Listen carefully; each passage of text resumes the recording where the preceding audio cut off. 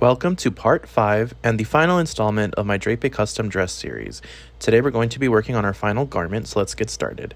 I've gone ahead and already cut all of my bodice pieces out of my fashion fabric, as well as my front and back skirt sections out of fashion fabric as well.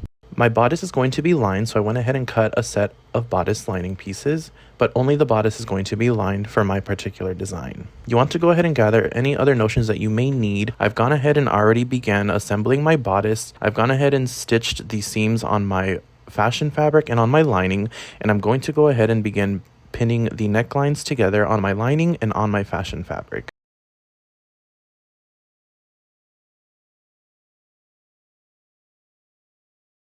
What is going to happen is we are going to stitch the neckline of my dress first, and then we are going to understitch it, and then come back and finish our armholes.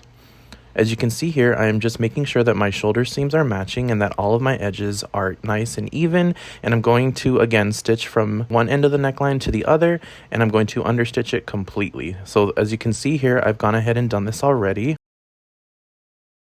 And here you can see my seam and as well as my understitching. And understitching just helps to make sure that when you press this out, that it's going to be nice and flat once the neckline is all said and done, and it's a very professional finish. Now we're going to go ahead and finish off my armholes. I'm going to make sure that my side seams are matching, and I'm going to place a pin here. And I'm going to do the same thing again at my shoulder seams and making sure that those are matching up nicely. And then I'm going to just place pins throughout this area, making sure that my edges are even at the end of my strap. And as you can see here, I have my notches that indicate where my strap is going to be inserted into my bodice. So I'm going to pin after this notch, and then I'm going to begin stitching right after, a little bit after the notch, and then leave that section open after the notch on the edge that is closest to center back. And this is what my bodice will look like after I do this, and it is now completed, and I've gone ahead and already secured my straps to the inside. I'm also going ahead and doing the bodice construction first before I get my skirt involved. And as you can see here, I have my lining fully installed minus the top edges at center back, and now we can go ahead and give this a nice press and then put it to the side, and I'm going to get started on my skirt. And here's another angle of the bodice from the fashion fabric side. And I'm going to go ahead and get started on my skirt.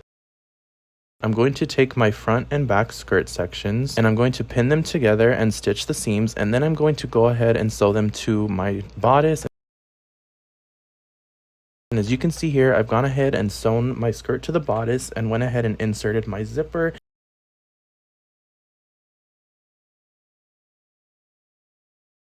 And I've gone ahead and also finished off my lining against the zipper.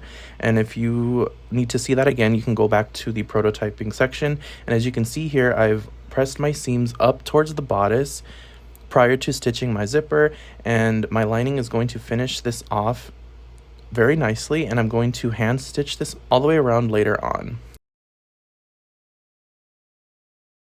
For the time being, I'm just going to leave pins in these areas. And then we're going to go ahead and discuss our finishing for the hem of our skirt. I'm going to be using this awesome bias tape that works really well for hems on skirts, especially circle skirts. And I'm going to take the bias tape and I'm going to unfold one of the edges like so.